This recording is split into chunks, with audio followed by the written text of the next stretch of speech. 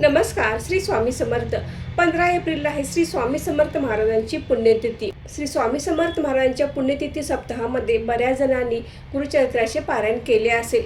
कोणी सामूहिकरित्या केंद्रामध्ये केले असेल किंवा बऱ्याच जणांनी वैयक्तिकरित्या आपल्या घरामध्ये देखील गुरुचरित्राचे पारायण केले असेल. तर आजच्या व्हिडिओमध्ये आपण श्री स्वामी समर्थ महाराजांची पुण्यतिथी कशी साजरी करावी, त्याचबरोबर ज्यांनी गुरुचरित्राचे पारायण केले आहे तर त्याचे उद्यापन अगदी सोप्या पद्धतीने कसे करावे, नैवेद्य काय करावा, किती नैवेद्य करावे आणि या नैवेद्याचे काय करावे हे आपण आजच्या व्हिडिओमध्ये जाणून घेणार आहोत. तर व्हिडिओ स्किप न करता शेवटपर्यंत नक्की बघा. नमस्कार मैत्रिणींनो, मी सारिका भक्ती विश्वमध्ये तुमचे मनापासून स्वागत करते. बुधवार दिनांक 15 एप्रिलला आहे श्री स्वामी समर्थ महाराजांची पुण्यतिथी.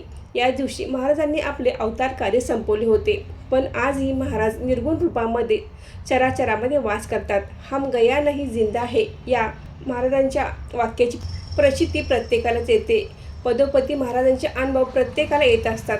तर श्री स्वामी समर्थ महाराजांच्या पुण्यतिथीनिमित्त बऱ्याच जणांनी गुरुचरित्राचे पारायण केले असेल. ज्यांनी केंद्रामध्ये सामूहिकरित्या गुरुचरित्राचे पारायण केले आहे त्या ठिकाणी उद्यापन केले जाते. तेथे आपण फक्त जायचे असते आणि आपले राहिलेले जे अध्याय आहे शेवटच्या दिवसाचे वाचायचे असते आणि त्या ठिकाणी या पारायणाचे उद्यापन होते. त्याच ठिकाणी नैवेद्य आणि प्रसाद केला जातो. पण ज्यांनी यामध्ये गुरुचरित्राचे पारायण केले आहे त्यांनी या दिवशी जे काही आपले शेवटचे अध्याय आहेत ते वाचायचे आहेत, महाराजांची आरती करायची आहे आणि आपण सकाळी आपला स्वयंपाक तयार नसतो तर आपले वाचन झाल्यानंतर आपण आरती करून घ्यायची आहे आणि त्यानंतर आपण स्वयंपाक बनवला तरी चालतो. तर हे उद्यापन करण्यासाठी जो नैवेद्य आहे तर ते किती करावे किंवा काय करावे असा प्रश्न बऱ्याच जणांना पडत असतो. तर गुरुचरित्राचे पारायण करण्यासाठी आपल्याला एकूण 4 नैवेद्य करायचे असतात. तर हा नैवेद्य तुम्ही पुरणपोळीचा करू शकता, पुरी भाजीचा करू शकता किंवा साधा शिरा भात आपण केला तरी देखील चालतो. परंतु जे काही पदार्थ भाज्या आमटी करणार आहे, जे काही पदार्थ करणार आहे त्या कोणत्याही पदार्थामध्ये आपण कांदा लसूण वापरायचा नाही. हा एक नियम आपण पाळायचा आहे. कांदा लसूण न वापरता आपण हे सर्व जेवण करायचे आहे. जसे आपण गुरुचरित्र पारायण काळामध्ये आपण कांदा लसूण न घालता जसे जेवण बनवले आहे तसेच जेवण आपल्याला पारायणाच्या उद्यापनासाठी बनवायचे आहे. आता 4 नैवेद्य आपण जे करणार आहे त्यामध्ये एक नैवेद्य हा आपला दत्त महाराजांसाठी असतो, दुसरा नैवेद्य हा ग्रंथासाठी असतो, तिसरा नैवेद्य हा आपल्या कुलदेवतांसाठी असतो आणि चौथा नैवेद्य हा गायीसाठी असतो. तर हे सर्व नैवेद्य आपण दाखवायचे आहेत. तुम्ही कोणतीही भाजी करा, कोणताही पदार्थ करा, परंतु एक पदार्थ आपल्याला आवर्जून करायचा आहे म्हणजे घेवड्याची भाजी. ही भाजी करताना देखील आपण कांदा लसणाचा वापर करायचा नाही. ही घेवड्याची भाजी आपण आवर्जून करायची आहे. आदल्या दिवशीच तुम्हाला ही भाजी आणून ठेवायची आहे म्हणजे तुम्हाला सकाळी लवकर सगळे जेवण बनवता येईल. अगदी तुम्ही साधा सोपा वरण भात आणि शिरा आणि घेवड्याची भाजी असा नैवेद्य बनवला तरी देखील चालेल. या दिवशी स्वामी समर्थ महाराजांची पुण्यतिथी आहे तर या दिवशी महाराजांच्या मूर्तीवर अभिषेक करायचा आहे. अभिषेक करता असताना आपण एक वेळा पुरुष सूक्त, एक वेळा स्त्री सूक्त, एक वेळा पौनाम सूक्त आणि एक वेळा रामरक्षा म्हणून आपण हा अभिषेक घालायचा आहे.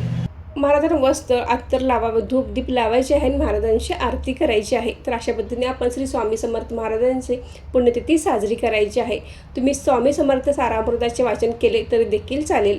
गुरुचरित्राचे आपण उद्यापन करणार आहोत तर या दिवशी आवर्जून एखादे जोडपे बोलवायचे आहे. तुम्ही एखादे ब्राह्मण जोडपे जेवायला बोलले तरी चालेल किंवा तुम्ही ब्राह्मणांना शिदा दिला किंवा एखाद्या मंदिरात जरी शिदा दिला तरी देखील चालेल. तर शिदा काय द्यायचा तर आपल्याला तांदूळ, हरभऱ्याची डाळ, गूळ आणि गव्हाचे पीठ किंवा गहू तुम्ही शिदा म्हणून द्यायचा आहे. हा शिदा तुम्ही ब्राह्मणांना देऊ शकता किंवा एखाद्या मंदिरात दिला तरी देखील चालेल.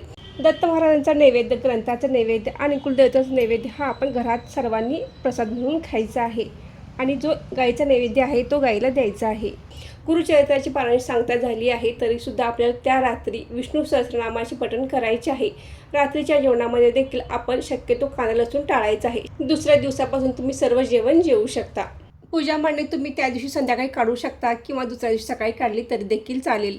दत्त महाराजांचा फोटो मूर्ती असेल तर ती आपण स्वच्छ करून अभिषेक घालून परत देवघरामध्ये ठेवायची आहे. फोटो असेल तर तुम्ही भिंतीला लावू शकता.